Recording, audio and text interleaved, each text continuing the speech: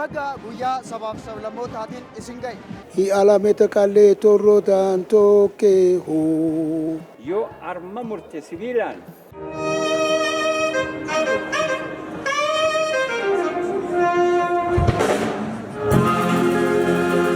ብሔር ብሔረሰቦች ምናምን በማይታወቅ ዘመን እንድናቅ ያደረገን ይሄ ቤት ነው።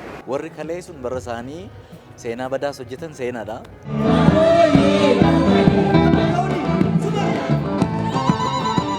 Harkoon isaa sansalanis caccabeera. Atiis gammadi anis fayyadaan gammadeera wayi bampaara.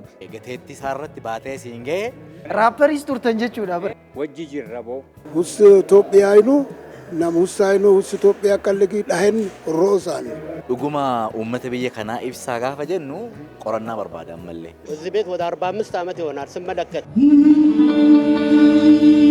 Ulfina Itoophiyaaf kadhaabbatudha. Nagayetti boru lagarratti. Qaanii tokko malee. ከሃይማኖትም ከባህልም ከቋንቋም እንድንቻቻል uffanni keenya bareedina, halluun keenya bareedina. Gaaraa duulaa, gaardullaa. Dhugaartiidhaan akka mana kale keessatti ifu. afaan kana hunda akkamitti bartan?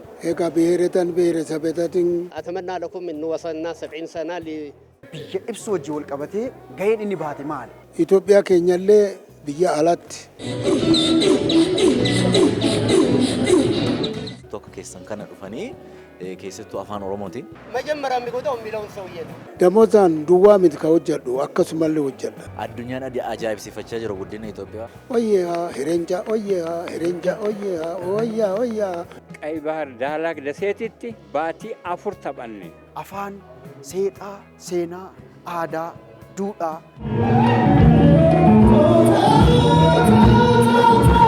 Uummatichi uummata guddaa akka ta'e ibsachuu qaba jechuudha amma. Hin ulfeessitaa, hin jaallataa, tokko taata. Araaraan wal qabatee, michoomaa wal qabatee, obbolummaa wal qabatee. Gaafa namni bishaan dheebote ititti obaasa gahaa inni jedhu suni. Walitti kudhan. Guutuu godhe. Thank you very much. Have a nice day. أهلا وسهلا. Ahlan wa sahlan.